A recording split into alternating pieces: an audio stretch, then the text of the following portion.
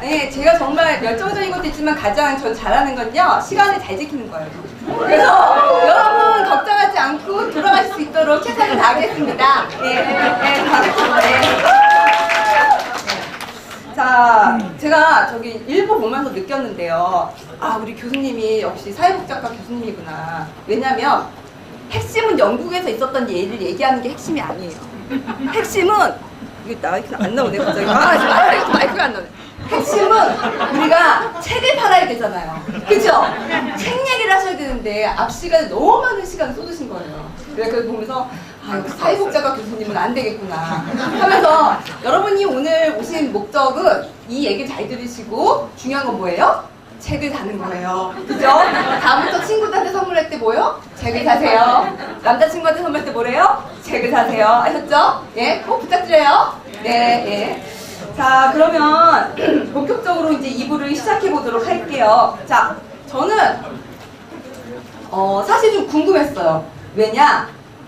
여러분들은 교수가 아니라서 잘 모르시겠지만 교수님 제가 말씀을 드리면 이거 웃자고 한 얘기인데 안 웃으시네. 굉장히 제가 잘난 척하는 것 같네. 자, 교수가 연구년을 가는 건요, 연구를 하기 위해서 가는 거예요. 그리고 연구년 동안 돈이 나와 월급이 계속. 그 이유는 뭐냐? 그래서 그 연구를 했다는 거는 항상 우리가 결과물이 있어야 되잖아요. 그래서 교수님 연구년을 갔다 오면 결과물을 낼 수밖에 없어요. 그 결과물이 뭐냐? 이거예요. 그래서 제가 든 생각은 뭐냐면, 아니, 당연히 본인이 연구년에 갔다 왔으면 책을 내는 게 당연한데 왜 굳이 우리가 이 북콘서트를 열어줘야 되는가? 이거 혹시 잘 그죠? 몰랐죠? 네. 서울사회복지사협회랑 서울복지시민연대가 이용당한 거 아닌가라는 생각을 정말 저는 많이 하게 됐어요. 네, 그래서 왜 이 책을 쓰시고 오늘 이렇게 북콘서트를 하시게 됐는지 우리 이태수 교수님한테 여쭤보도록 하겠습니다. 예, 교수님. 마이크가 얘가 안 나와요.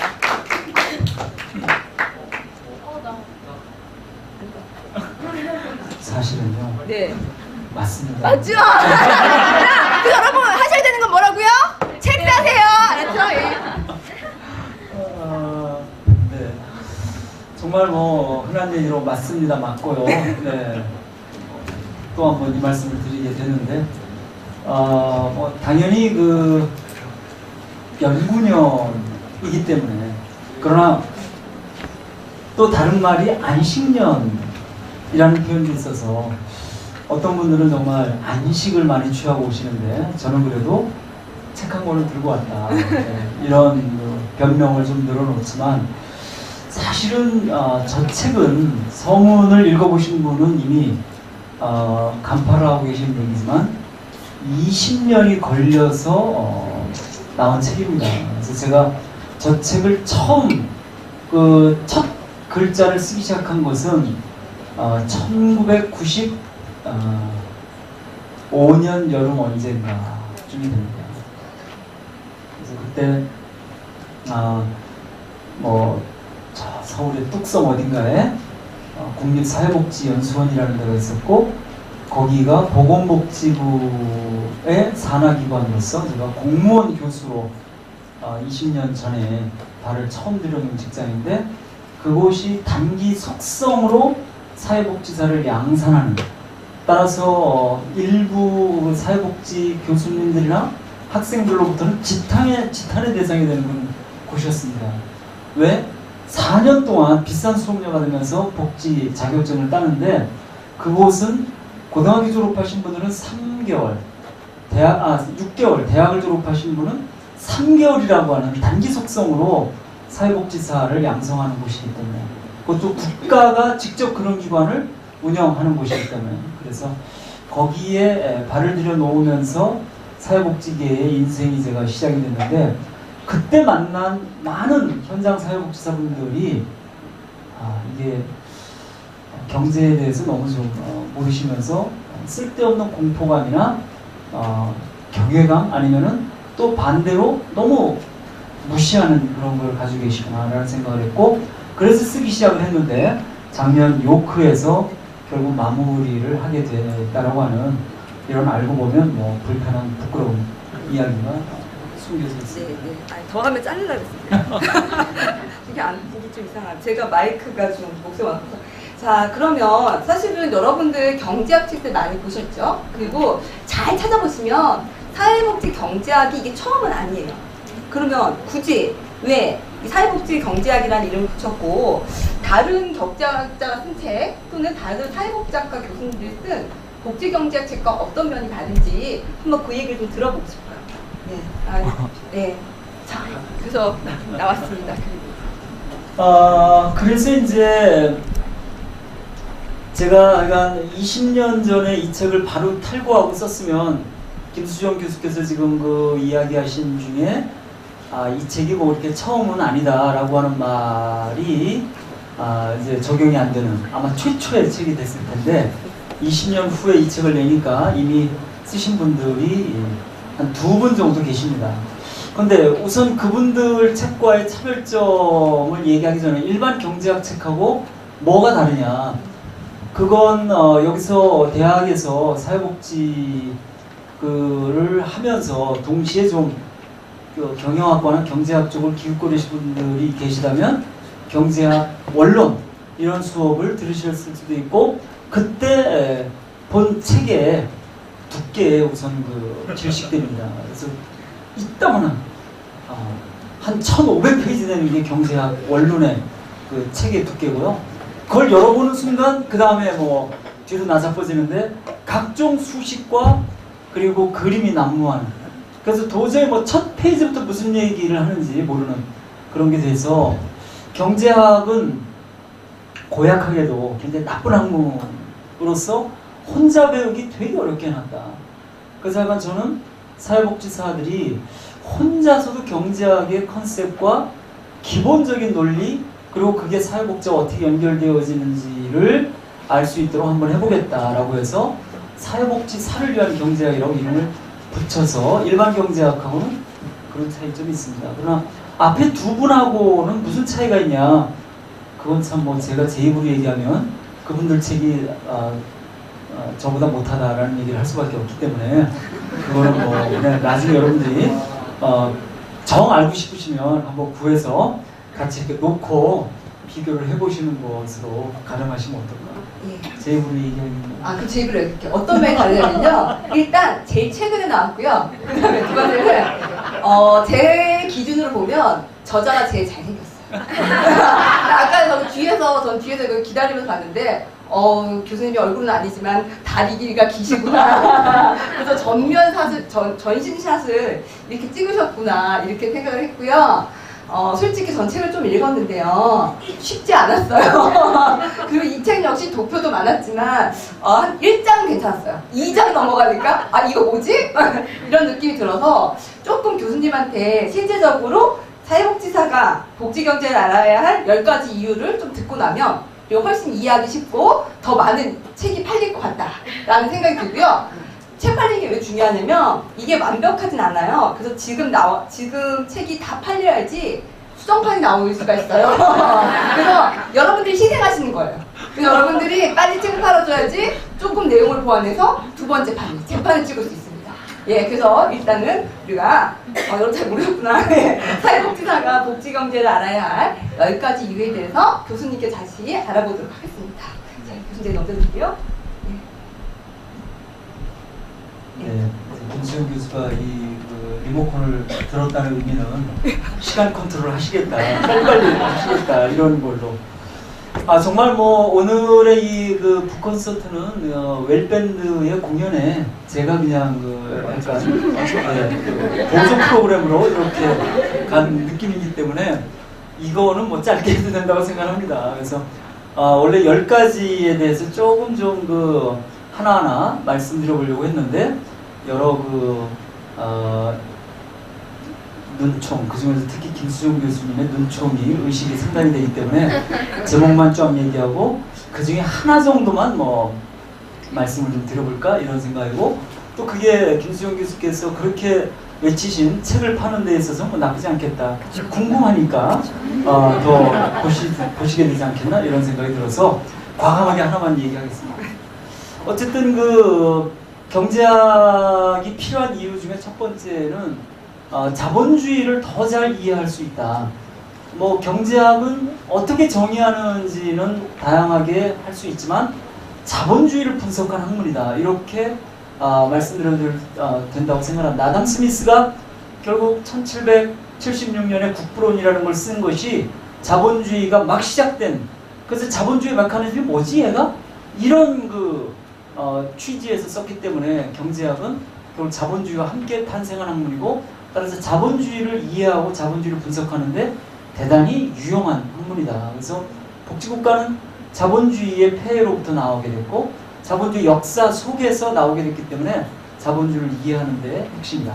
그리고 바로 그 자본주의는 크리스토퍼 콜럼버스가 1492년에 아메리카 신대륙의 땅을 밟는 것부터 시작이 됐는데 그 한글 무슨 얘기냐? 그거는 1장을 보시면 그 다음에 2장은 복지의 어떤 사상을 알려면 경제학 사상을 역시 아는 것으로 정확하게 이게 배치될 수 있다. 그래서 경제학 사상가 중에 시장이 이만큼 훌륭하다라는 그런 그 이론과 사상은 정확하게 반복지의 이론과 사상이고, 경제학 사상 중에 시장이 이게 되게 문제가 많네. 막스부터 시작을 해가지고 대단히 케인즈까지 시장의 폐해를 주장한 것은 바로 친복지 사상이고 이론이다. 그리고 외국에서는 이게 복지학자와 경제학자의 구분이 없다. 그중에 가장 대표적인 것이 케인즈. 그리고 케인즈의 동문 수학생인 여러분들과 그리고 사회복지에서 너무 중요하게 여기는 베버리지 보고서를 만든 그 베버리지 자체가 경제학자라고도 얘기할 수 있는, 케인즈와 같이 놀았던, 같이 공부했죠.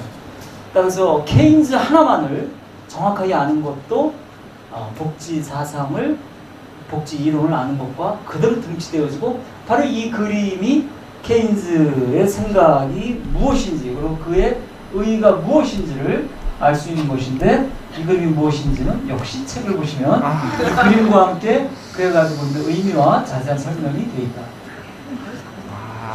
참.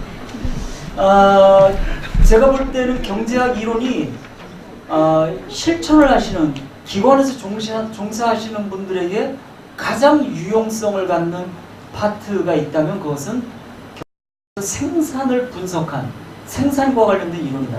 우리는 보조금 받고 그냥 뭐 우리 복지관을 위해서 1억 5천을 받으면 그거 가지고 그냥 뭐 다 쓰고 뭐 좀 쪼들리지만 후원 받고 이래가지고 그냥 뭐 열심히 일만 하면 된다고 생각하지만, 사실은 복지 서비스도 하나의 생산되어지는 재화고, 그렇다면 그 재화에는 비용의 개념이 들어가고, 따라서 가장 최적의 그런 그 비용 조건이, 생산 조건이 무엇인지를 알 필요도 있다. 그거를 위해서는 경제학의 2장에 나와 있는 생산이론 편을 한번 이해하시는 게 굉장히 좋다. 평균이론, 평균비용, 한계비용, 총비용, 거기서부터 어떻게 생산이 극대화되어지고 이윤이 극대화되어지는지, 복지 쪽에서는 이윤을 극대화하지 않지만 생산을 극대화하는 이런 것들이 있는데, 그런 것들을 위해서는, 그리고 여러분들이 점점 더 기관장을 향해서 가시거나 지금 기관장이 되시는 분은 이 편은 반드시 필요하다. 그래서 한번 보시라. 그 다음에 복지가 왜 국가 책임이어야 되냐, 이거를 사회복지 쪽에서 매우 많은 그런 그 것으로 정당화하고 있지만, 바로 경제학자들에 의해서, 경제학 이론에 의해서 복지가 국가의 책임하에 공급되어야 된다라고 하는 그런 명제가 성립되어집니다. 이거를 경제학자들이 이렇게 주장했다라고 하는 놀라운 사실을 여러분들이 아신다면, 경제학자 중에 뭐 복지는 뭐 국가가 할 일이 아니다, 아니면은 경제 관료 중에, 아니면은 경제를 운영하는 그런 사람들 중에 여러분들 앞에서 굉장히 당당하게, 야 복지 뭐 어떻게 국가가 하니, 민간이 그냥 알아서 십시일반 도와줘야지라는 얘기를 한다 그랬을 때, 여러분들이 쫄지 않고, 제 책의 서문에 나온 것처럼 쫄지 않고, 이 무식한 인간아 너는 경제학도 안 배웠니?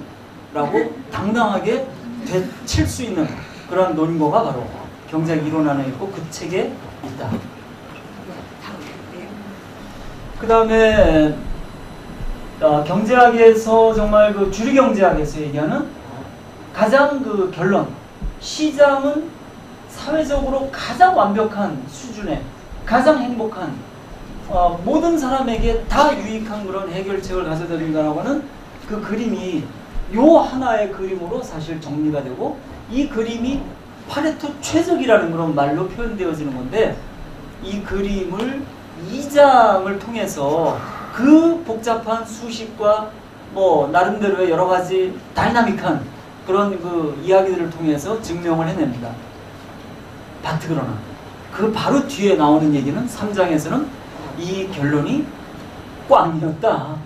이건 지적인 유의일 뿐이고 실제적으로 이렇게 되는 법이 없다라고 하는 게 바로 경제학 주류 이론에서도 바로 그 연달아서 나오는 것이기 때문에, 여러분들이 시장의 기능에 대해서 그렇게 겁먹을 필요가 없다. 시장이 그렇게 좋은 거냐?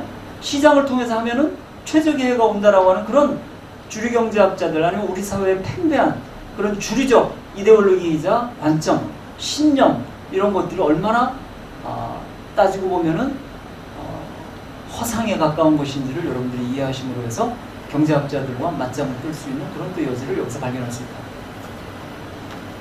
바로 이제 거기서 이어지는 얘기지만, 아담 스미스는 시장의 순기능을 보이지 않는 손으로 그렇게 얘기했고, 그거는 1장에 나오고 2장에 나오는 얘기지만, 사실 알고 보면 앞에서 바로 말씀드렸던 대로 시장의 기능에 대한 화려한 그런 그 어떤 주장, 입증, 이거는 다 꽝이라는 것처럼, 시장은 우리가 주로 발로 찬다는 얘기는 뭐 그렇게 좋은 이미지는 아니잖아요. 엉덩이를 발로 차는 것처럼 시장 안에서 활동하는 개개인들의 후생을 오히려 떨어뜨리고 사람들을 도랑에 쑤셔박는 그런 기능을 한다라고 하는 것까지도 경제학 이론 안에 똑같이 우리가 볼 수 있는 측면이기도 하다. 그럼 몇 장 있어요?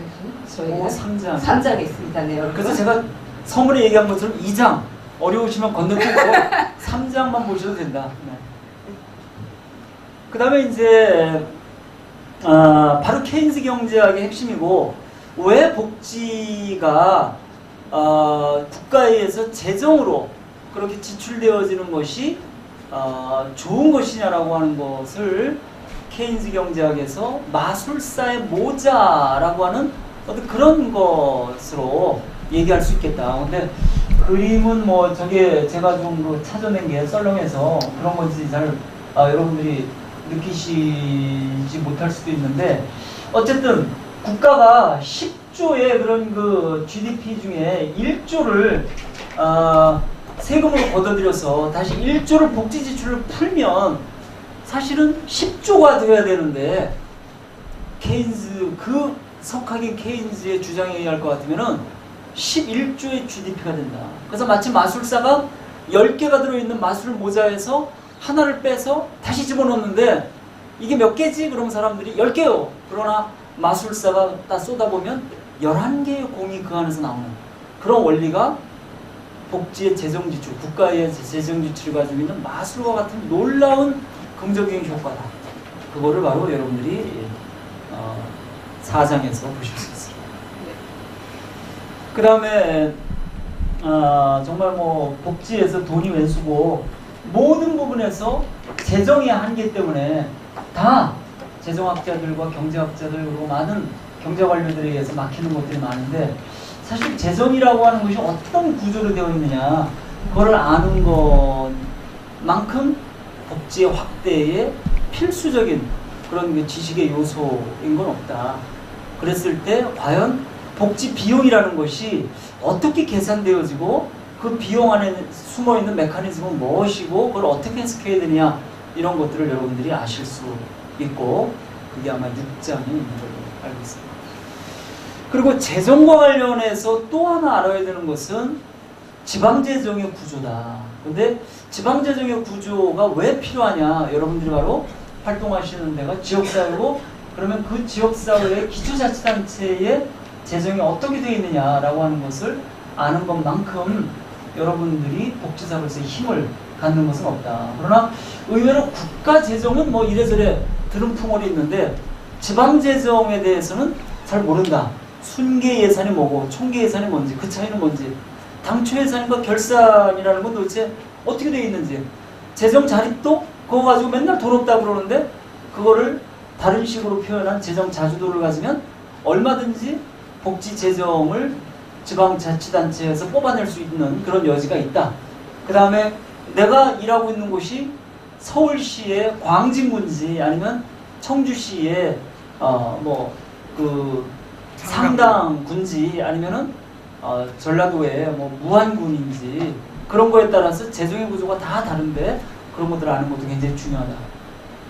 그것이 8장에 있습니다. 그래서 이제 결론적으로는 복지와 경제가 메비우스의 띠에 관계에 있다. 그래서 저 메비우스의 띠라는 것이 안과 밖이 구별이 안 되고 만약에 어떤 사람이 메비우스 위에 서서 그대로 그냥 따라 걸어가면 사실은 안으로 한번 들어갔다가 밖으로 나오는 즉 겉에서 출발했는데 속을 거친 것 같으면서 다시 겉으로 나오는 그러나 알고 보면은 오른쪽 귀가 왼쪽으로 가 있고 왼쪽 귀가 오른쪽 귀로 간다라고 하는 이 상상하기 좀 어려운 그렇지만 분명히 현실적으로는 잘 못 보는데 상상 속에서는 안과 밖이 구별이 안 되는 그런 메비우스의 띠라고 하는 것이 있는데 경제와 복지가 더 이상 뭐 동전의 양면이다. 이것도 좀 그 올드한 표현이다. 그래서 하나는 겉에 있고 하나는 속에 있고 하나는 오른쪽에 있고 하나는 왼쪽에 있는 그 두 개가 붙어 있는 게 아니고 전혀 구분되지 않는 그런 것이 경제와 복지다. 근데 사회복지사들은 복지만 알지 바로 그 하나의 안에 들어있는 경제에 대해서는 너무나 모르기 때문에 그거를 알아야만 진정한 사회복지를 할 수 있다.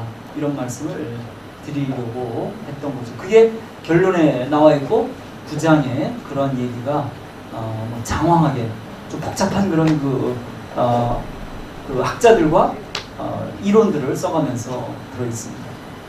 네. 네. 아유, 너무 깔끔하게 잘 맞춰주셨죠? 저희가 아름다운 눈으로 째려보고 있어가지고 그러신 것 같고요. 사실 저는 제가 2000년도부터 국회에서 부서관으로 일했었는데 2001년도에 이태수 교수님 처음 뵀어요. 이태수 교수님 기억 못하시겠지만 근데 그때 처음으로 사회복지계에서 예산 문제와 관련된 것들의 중요성을 말씀하셨던 분 처음이고 예, 그거를 이제 지금까지 계속 해오시는 걸 보면서 아 정말 한길을 가진 정말 훌륭한 교수님이라는 것들을 되게 느꼈고요. 지금 교수님 말씀하신 거 딱 들으면서 또 하나 든 생각은 제가 저를 알거든요. 제가 그 후보자들한테 책을 주고 시험 봐야 되겠다 생각을 했어요. 특히 2장과 3장을 시험 봐서 통과한 수준 있는 사람하고만 결혼을 해야 되겠다라는 생각을 아주 열심히 하게 됐습니다. 우리 저기 이성도 선생님? 결혼 안 하시려고 아예 착각했어요. 이성도 선생님이 저랑 친구인데 입을 해보려고 있어요. 제가 미쳤구나 지금 그 생각을 하시는 것 같은데 자 여러분 그러면 오랫동안 기다리셨던 것 같고요. 이제부터 이제 여러분 이제 이 근질근질 하시죠. 그죠? 너무 오랫동안 들으셔서 지겨우시죠? 여러분들이 근질근질한 입을 풀 수 있는 그런 기회를 드리도록 하겠습니다. 그래서 뭐 앞에 연구 이야기도 좋고요. 지금 보셨던 책과 관련된 얘기도 좋고요. 질문하실 거 있으신 분 있으시면 손을 들고 하시면 진행요원이 마이크를 갖다 드릴 겁니다. 자 질문하실 분은 예쁜 손을 올려주세요. 네, 옆에서 계속 질문을 하라고 강요를 해서 네, 교수님 제자로서 교수님 수업을 웬만한 소리 다 들었던 제자로서 마이크가 좀 안 나오네요. 네. 교수님과 드리고 싶은 질문은 사실 교수님 수업을 듣고 현장에 나와서도 계속 의문되는 게 과연 복지국가는 실현 가능하냐. 사회복지사들이 경제를 알아야 되는 거 중요하죠. 그런데 현장에서 과연 저 경제 이 책 제가 훑어만 봤는데 네, 금방 앉아서 훑어만 봤는데요. 여기 나오는 케인즈 이론이나 어떤 절대 비모선에 대한 내용이랄지 곡선들 그런 그래프들 현장에서 과연 얼마나 적용이 되는가. 아까 말씀하신 관장님들, 기관을 운영해서 관장님들에게는 큰 소용이 있으시겠지만 과연 라인 워커들에게는 얼마나 효용이 있는지 그리고 아까 말씀하신 케인즈의 이론의 그 1억 10조에서 11조가 되는 그런 거는 사실상 우리나라에서 아직 노르딕 모델을 따라가지 못하고 있는 우리나라에서 그렇게 언제쯤 실현이 가능할까. 사실 라인 워커들에게 경제학 얘기를 하면은 당장 우리 사례 대상자 만나기로 바쁜 라인 워커들에게 경제 얘기를 하기는 참 어렵거든요. 그런 분에서 이 책이 과연 어느 정도의 효용이 있는지에 대해서 좀 질문하고 싶습니다. 어떻게 제자한테서 이런 도발적이고 아주 전국을 찌르는 질문을 받을 거라고는 그러니까 사실 뭐 제가 지금까지 좀 더 많은 그 관심을 가졌던 것도 복지국가를 만들어내는 그런 여러 가지 정책적 활동이나 실천적 활동이었고, 그래서 어떤 분들은 제가 이 책을 낸 거에 대해서 좀 의아하게 생각하기도 합니다. 왜 좀 복지국가를 하는 데 있어서 더 절실한, 왜 복지국가인가를 더 깊이 있게 해서 정말 뭐 영국의 복지국가가 어떤지 뭐 이런 거를 보여주거나 스웨덴의 복지국가 어떤지, 또 복지국가의 철학이나 또 복지국가를 만들어내는 실천적 방식이 뭐냐 이런 거를 내지 않고 왜 갑자기 그래프 많고 이런 걸 내니? 그래서 이거는 약간 제가 술 한잔 먹은 후에 말씀드리면 처음에 제가 컨택했던 출판사가 저를 이 책을 비토를 놨습니다. 그래서 이거는 안 팔린다. 안 팔리기도 할 뿐더러 이태수 교수한테 기대했던 책이 아니다. 그래서 이 책을 뭐 굳이 낼 필요 없겠다. 그만큼 좀 어떻게 보면 혹시 저한테 뭔가를 기대했던 분들이 있었다면 그런 분들 기대를 한편으로는 배신하는 거기도 합니다. 바로 그 배신감이 있다 그러면 그게 지금 변경재 선생이 얘기했던 대로 이거를 아는 게 도대체 복지국가를 만드는 거하고 무슨 상관인데 라는 거입니다. 근데 저 나름대로는 우리가 항상 당이론적인 것만, 그래서 복지국가가 뭐 굉장히 좋은 것이요, 뭐 이거는 뭐 인류의 평등과 자유와 그리고 뭐 연대의 산물이고, 그래서 아마 이걸 통해서 사회 문제가 해결되고 뭐 이런 등등, 뭐 외국을 가라, 뭐 스웨덴을 보고 얼마나 좋니 우리도 가야 된다, 이런 식으로 지금까지 풀어왔던 것도 있지만, 또 한편으로는 적어도 복지국가를 만들어내는 데 있어서의 우리의 당위성과 그 당위성을 뜨거운 열정으로만 연결되어지는 게 아니고 차가운 이성적, 논리적 그런 그 시선에서도 그 당위성을 확보할 수 있고, 그건 바로 경제학에서 나올 수 있다.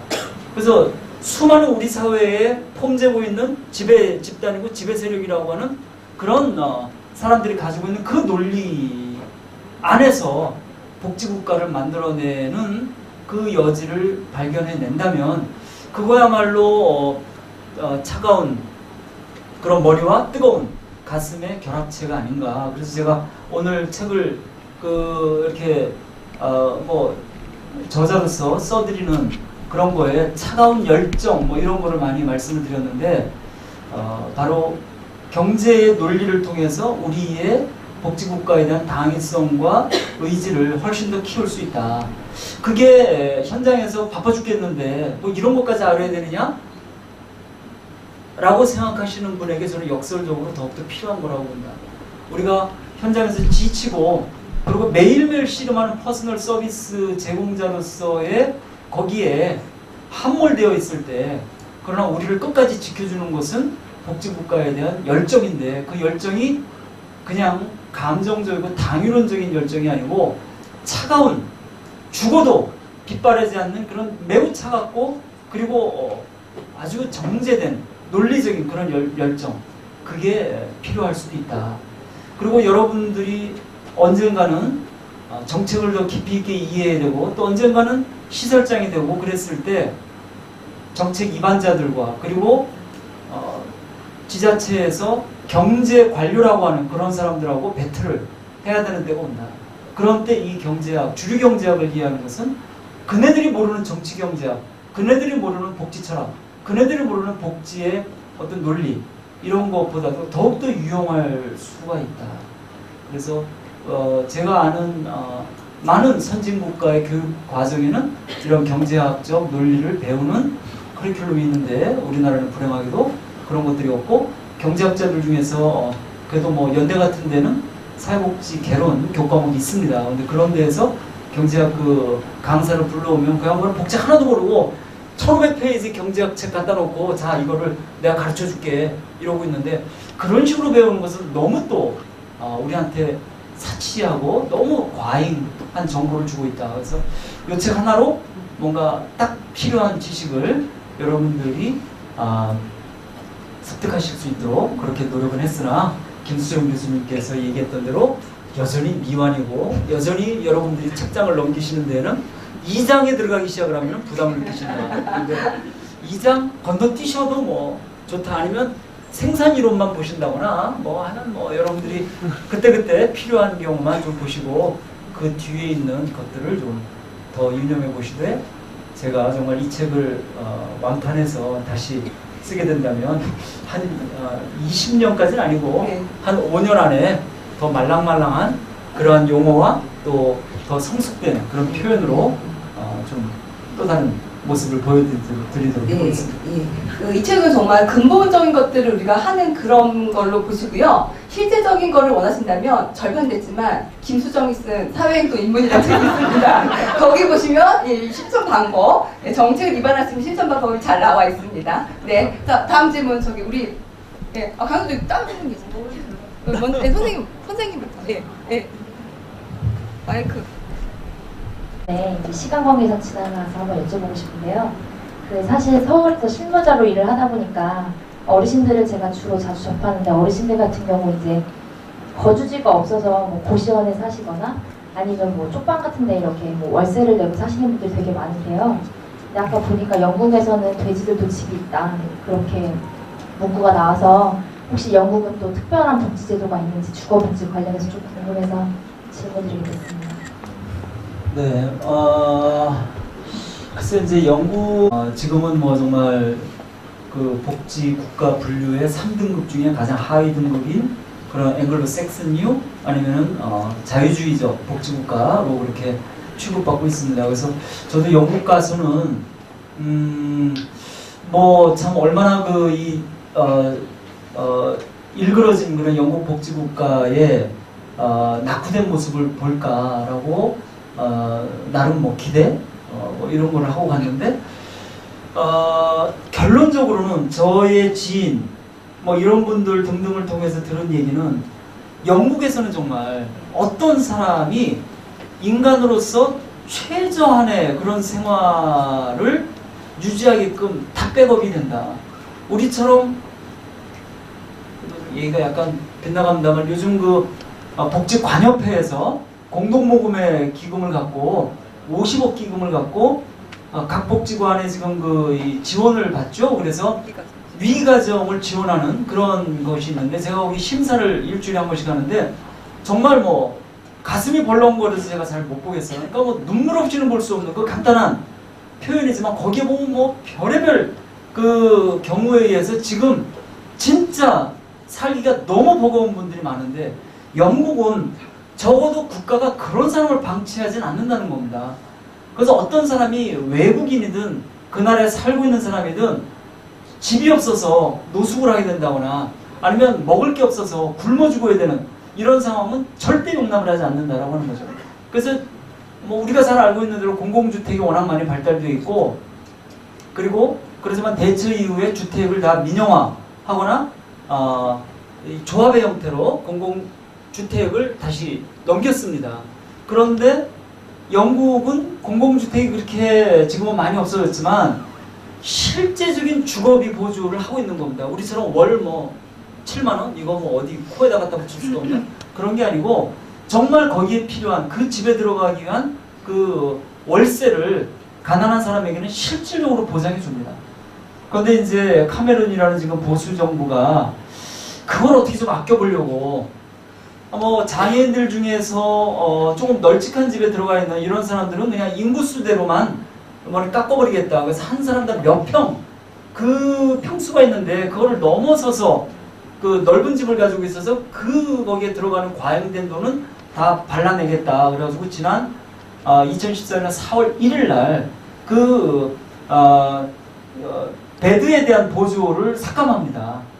그렇기 때문에 장애인들은 뭔가 좀 더 활동 공간을 해서 넓게 가져야 되고 활동 보조인이 있는 데에서 넓게 해야 되는 걸 무시했다. 그래서 마구 뭐 데모를 하고 뭐 영국 그 성몽의 대주교가 그거에 대해서 성명서를 발표합니다. 우리나라로 하면은 이 염추기경 뭐 이런 양반이 국가를 상대로 해서 야 너희들 정부가 그따위로 하면 되니? 이런 식의 성명서를 발표하는데 그런 식으로 축소의 의미는 있지만 적어도 장애인이 자기 집을 좀 비좁고 그렇지만 적어도 한 집에서 살 수 있는 그런 보존을 하는 이런 국가, 그게 결국 영국 복지국가의 일그러진 모습이지만 우리가 보기에는 여전히 달성하기 먼 그런 모습이 아닌가라는 심한 괴리, 이런 것들을 느끼고 왔습니다. 그러면 아직 저희는 아주 갈 곳이 먼 것 같습니다. 시간이 오래돼서 저 추가 질문 혹시 더 하실 분이 있으시면은 안 하시는 게 좋을 것 같아요. 개인적으로 그냥 이제 뒤풀이가 있으니까 교수님과 은밀하게 대화를 나누시면 좋을 것 같고요. 정말 우리 사회복지계에 굉장히 소중한 분이세요. 많은 새로운 분야에 대해서 읽혀주시고 열심히 노력해주시는 우리 이태수 교수님에게 큰 박수와 더불어 책 많이 파시라는 교수님의 박수 좀 부탁드리겠습니다. 네, 감사합니다.